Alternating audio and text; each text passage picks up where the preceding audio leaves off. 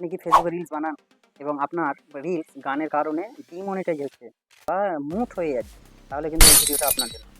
আমি আপনাদেরকে সহজেই দেখাবো কিভাবে আপনি ফ্রি এবং লাইসেন্স মিউজিক পাবেন এবং সহজেই। তো ভিডিওটি শেষ পর্যন্ত দেখুন, কোনোভাবে স্কিপ করবেন না, তাহলে কিন্তু আপনি বুঝতে পারবেন।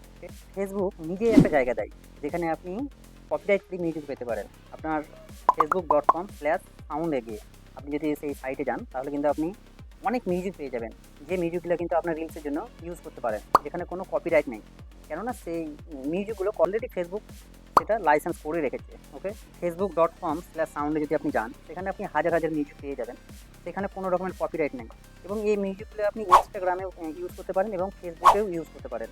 এখানে কোনো রকমের কোনো প্রবলেম নেই কপিরাইটের জন্য, আপনি সেখানে পেয়ে যাবেন। এবং সেই মিউজিকগুলো আপনি নিজের ইচ্ছা মতো ব্যাস বা ইকুয়ালাইজার বা জেনার বা মুড আপনি কিন্তু ওটা সিলেকশন করতে পারেন। যদি আপনি রিলস আপলোড করার আগে, ফেসবুকে আপলোড করার আগে যদি আপনি রিল এডিট করেন ফোন বা কম্পিউটারে, তাহলে কিন্তু আপনি ইউটিউবের একটা অ্যাপস আছে, ইউটিউব অডিও লাইব্রেরি, সেখানে কিন্তু আপনি এই অডিও লাইব্রেরিতে গেলে আপনি অনেক লাখ লাখ মিউজিক পেয়ে যাবেন। সেখানেও যদি আপনি সেই মিউজিকটা ইউজ করেন, তাহলে কিন্তু কোনো রকমের কপিরাইট করবে না।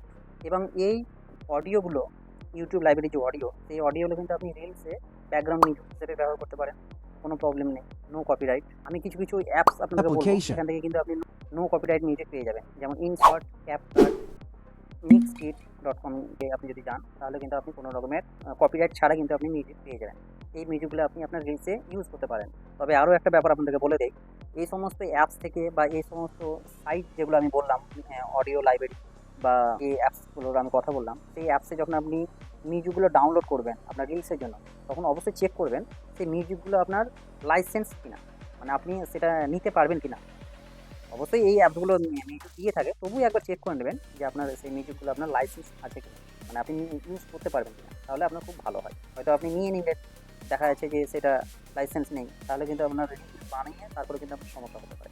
তো সেটা আপনি একবার চেক করে নেবেন।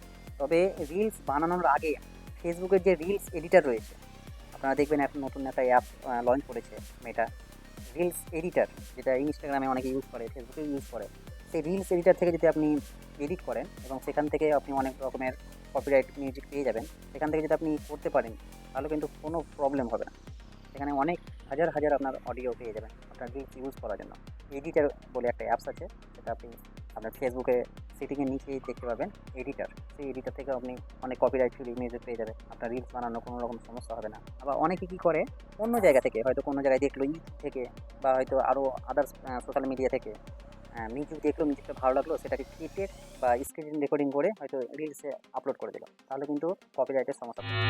আপনাকে যে সমস্ত আমি সাইট বললাম, অ্যাপস বললাম, সেই সমস্ত অ্যাপস থেকেই আপনি রিলসের জন্য আপনার অডিও ইউজ করুন, আপনার কোনো ধরনের কপিরাইট পড়বে না। তো বন্ধুরা, ভিডিওতে এই আপনাদের সাজেশন দেওয়ার ছিল, মানে রিলসে কীভাবে আপনি কপিরাইট মিউজিক পাবেন এবং কোথা থেকে পাবেন, আপনাদের সমস্ত ডিটেলস আমি আলোচনা করলাম। আপনার যদি কোনো রকমের সমস্যা থাকে বা কোনো বিষয়বস্তু নিয়ে যদি ভিডিও বানানো থাকে, আমাকে বলবেন, কমেন্টে জানাবেন, আমি আপনাদের সমস্যার সেই সমস্ত ভিডিও আপনাদের সামনে প্রস্তুত করবো। যদি ভিডিওটি ভালো লাগে থাকে, তাহলে শেয়ার করবেন এবং একটা লাইক দেবেন অবশ্যই। Thank you.